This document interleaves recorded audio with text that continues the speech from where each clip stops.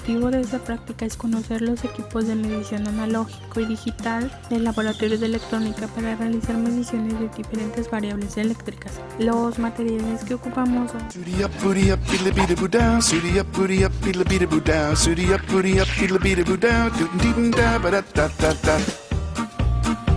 Lo primero que se tiene que hacer es conectar la clavija. Una vez teniendo la línea de alimentación para el circuito en serie, se procederá a conectar el extremo del cable de la línea de alimentación a un extremo del interruptor sencillo. Se emplearán pinzas de corte para desforrar el extremo del cable. Después se cortará otro cable a medida para poder conectarlo al otro extremo del interruptor. Se procederá a conectar los sockets con la línea de alimentación. Cuando ya estén conectados los dos sockets del circuito en serie, solo queda conectar la línea que sale del segundo socket al extremo de la clavija que está libre. Después se cortarán dos pedazos de cable, ya que son dos sockets los que lleva el circuito. Se procederá a conectar los cables que salen de cada socket para unirlos al extremo de la clavija. En este caso sería el neutro. Se procederá a conectar el contacto. Una vez teniendo lista la línea de alimentación, procederemos a conectar el contacto. Finalmente, se procederá a conectar el circuito de escalera. La línea principal se conectará en la conexión que está en medio del interruptor de escalera. Estas se conectarán con dos cables a las otras conexiones del otro interruptor de escalera.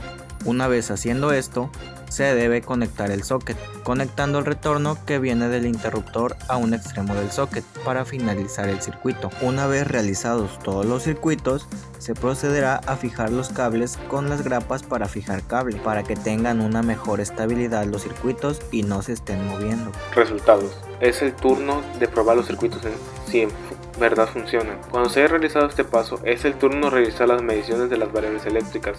Para esto se ocupará un multímetro que se especificará con la perilla del multímetro en la variable que se quiera medir y en qué magnitud.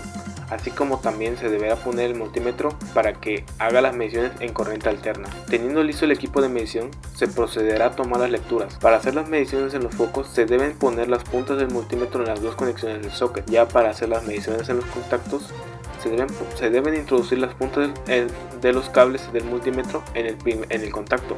Como primer paso, se debe medir el voltaje de la fuente de alimentación, y este dio un resultado de 127 volts. En el contacto que alimenta los circuitos, después de medir cada uno de los circuitos, primero se medirá el voltaje en el circuito en serie.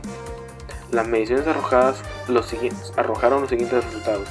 Para el primer foco del circuito en serie, el voltaje es de 99 volts. Para el segundo es de 31.6 volts. Después se realizará la lectura de los voltajes para el circuito en paralelo, y la medición del voltaje para el primer foco del circuito en paralelo fue de 127.5 volts y para el segundo de 127.6 volts.